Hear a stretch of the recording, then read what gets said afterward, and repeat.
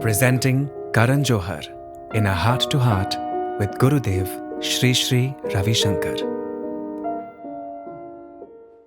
Pranam Gurudev. Hey, namaste. Pranam, it's such an honor, a pleasure and a privilege to be in conversation with you, Gurudev. It truly is. Thank you so much for agreeing to do this. Lovely, lovely, Karan. How are you doing? Very well. How are you? Good, good, good. Well, I just want to say that it, of course, is a wonderful honor to talk to you and be in conversation. I've always wanted to know, and before I begin my whole volley of questions that I have, I've always looked at you as a smiling saint. You know, there's always such a bright and wonderful and a luminous smile that you have. And there is a line that I've always enjoyed, which is Kaifi Azmi Sahab's, ke, "Aap itna jo muskura rahe ho, kya gam hai jisko chupa rahe ho."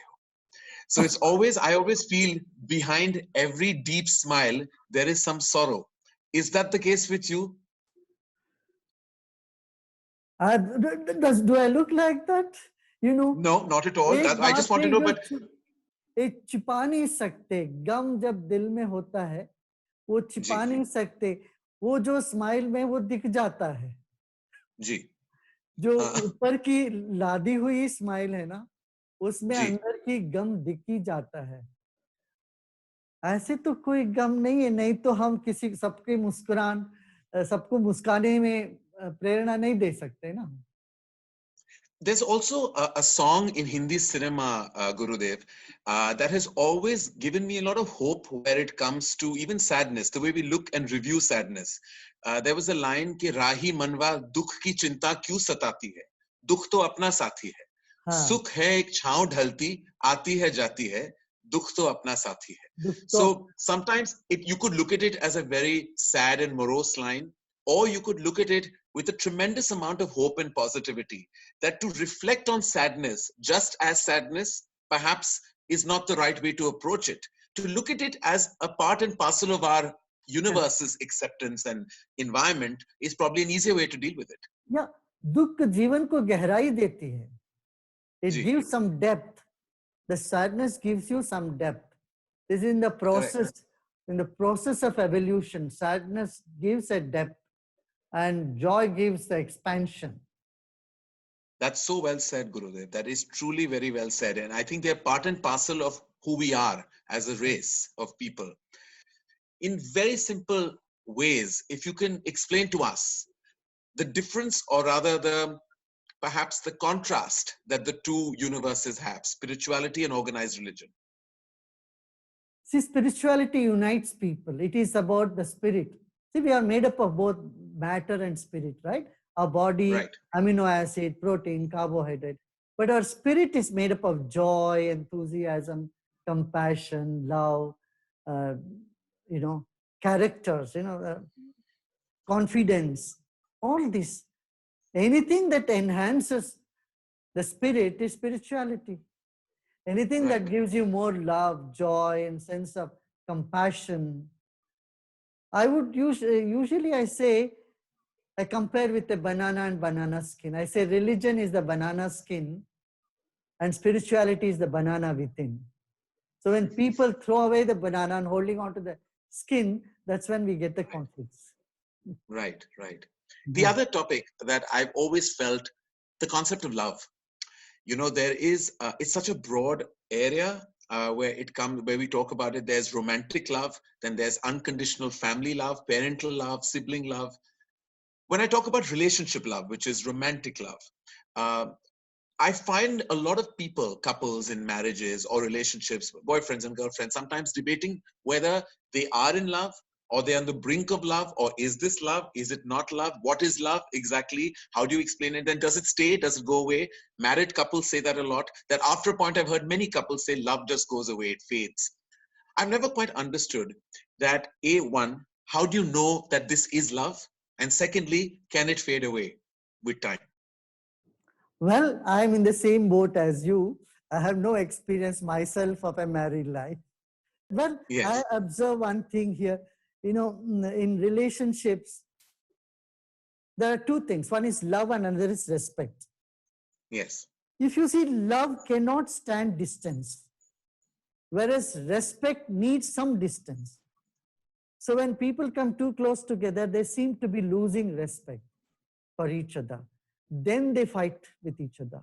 Then the conflict comes. But if they can manage both love and respect, and this comes when a person is relating with a very pure heart and with there is no selfishness, then the more you go close to a person, the more you respect them. Right. And this is one thing. And the second thing in relationships that people forget is conflict should be taken as a part of love. Anger and all these other emotions are just offsprings of love. Yeah, and sometimes in a relationship, I think it's important to expose even your darker side, because that's your real side as well. It's part of your entire persona.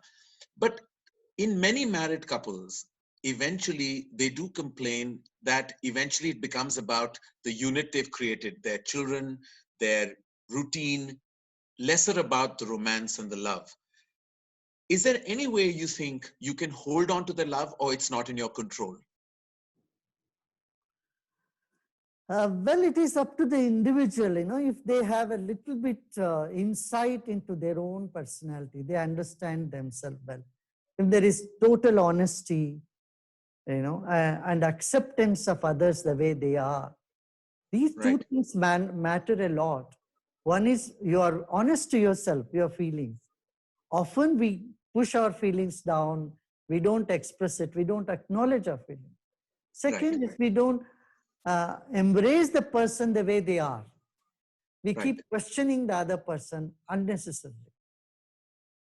So I often say the doubt about love is quite natural, because our doubt is always about something that is positive. If someone says, I hate you, we never say, really? You don't doubt it. If someone says, I love you so much, you go, really? That is true. That is very true. So your doubt is always about something that's positive. And also, Gurudev, we talk about love and we spoke about relationship and marital love. There's also parental love, which is we all know as unconditional love. Now, I can speak about this by experience, by observation, that we have a very unique relationship in our human race between fathers and sons. I've always felt that there is more or less a certain blurred line, a divide, a silence, a distance between fathers and sons, which you don't see between mothers and sons, between mothers and daughters, or fathers and daughters. But fathers and sons are a very complicated dynamic. Is there an origin to this issue, or it just developed with time, or is it the fact that the male ego is so strong that it sometimes cannot circumvent even parental love? You said it. The male ego sometimes come in the way of expression of love. Not that there is any less love between father and son. Somewhere the expressions are different. I would attribute to the conditioning in our society we have brought in expressing that love. If you really look deep into both their hearts, there is total love for each other. But उसका expression में हम थोड़ा सा conditioning हो जाते हैं, समाज में ऐसे condition होता है. That's amazing. Thank you, Gurudev, for that. It's very clearly put by you. Your very strong belief in vegetarianism. Now, as you know, a large section of this planet is vegetarian, lekin a very large section also that are non-vegetarians. Is there a philosophy जो आप कहते हैं जिसमें आप very एक साधारण way से आप कह सकते हैं कि there is a lot of power in vegetarianism. It's better for your aura, for your energy circle. Is that all true? क्योंकि ये सुनने में हम पढ़ते हैं, बहुत सारे लोगों ने, ज्ञानी लोग जैसे आपने भी कहा है, लेकिन कभी-कभी ऐसा लगता है कि ये लोग ऐसी कह रहे हैं, it's a way of life, you can either be vegetarian or non-vegetarian. इसका impact हमारी energy पे नहीं आता. क्या आता है? Karan, हम तो कहेंगे vegetarianism good, but it will not be seen as a fair statement, because we are born vegetarians. From childhood we have been advocating vegetarian, that's all we know. But what I have seen, people who have been non-vegetarians, when they switched over around the world, in Germany, in America, and other places, they have reported it feels so good. You feel good, you feel more energetic, you feel clarity of mind. For example, Einstein, who want to do a lot of brain work, he was Yes. a vegetarian. So there are many evidences that point out that vegetarianism is more suitable for more intellectual work and for the wellness of the body and mind. So that it's not that non-vegetarian food that people are using that bad or anything like that. No, that's just a lifestyle. I would say it scientifically, our body is more made up for vegetarian food.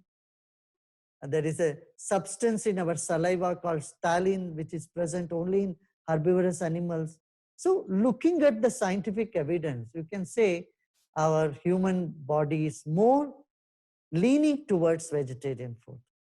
A constant debate, Gurudev, not a debate, I find very amusing when people say, oh, is that person a good human being?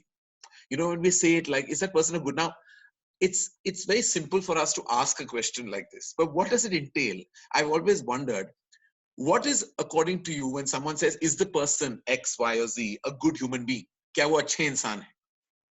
What are the prerequisites, according to you, of being a good human being? आपके नजरिया Nazariya. आपके नजरिया एक माँ के नजर से देखोगे तो कोई भी बच्चा बुरा नहीं हो सकता है. यदि उसका व्यवहार भी बुरा हो तो वो कुछ खा लिया होगा, उसका कुछ तनाव आ गया होगा. You know, inside every culprit there is a victim crying for help. I always say that you see through my eyes, you will not find one bad man on the planet or woman on the planet. बस कोई बुरा इंसान तो कोई पैदा नहीं हुआ. जो भी पैदा हुए नन्हे मुन्ने बच्चे से पैदा हुए हैं, एक अच्छे इंसान ही आए हैं.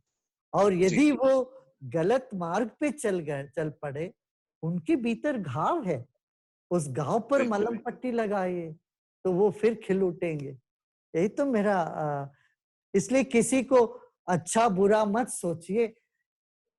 मैं उनसे पूछूंगा कि आप कहे तो आप वो अच्छा इंसान है, मान लो कोई और बोलेंगे आप अच्छे इंसान नहीं है, तो आपको कैसा लगेगा? What is it that you did that made them change their lives, a change of heart? किरण, ऐसा लगता है जो हमसे मिलते हैं उनको कुछ कुछ होता है.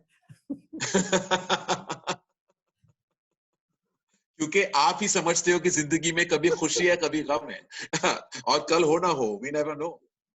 मैं सबको यही समझाता हूँ, जिंदगी कभी खुशी कभी गम है. ये समझ लोगे तो आनंद मिलने लगा. वो खुशी और गम से भी परे है. तुम्हारे भीतर ऐसी एक मुस्कान उठेगी और वो ना कोई उसको छीन सकता है, ना कोई तुम्हें हिला सकते हैं. जी, तो आप यही समझाते हो उन लोगों को जिन्होंने शायद एक क्राइम का रास्ता चुना हुआ होगा, शायद उन्होंने जिंदगी या लोगों की जिंदगी ली है, लेकिन फिर भी वो एक नई जिंदगी चाहते हैं, तो आपने उनको कुछ तो समझाया होगा that makes them totally be a different person. We convey more through our vibration than through our words. We can keep talking for 1 hour about love, but the puppy or dog in your house can convey that in one minute.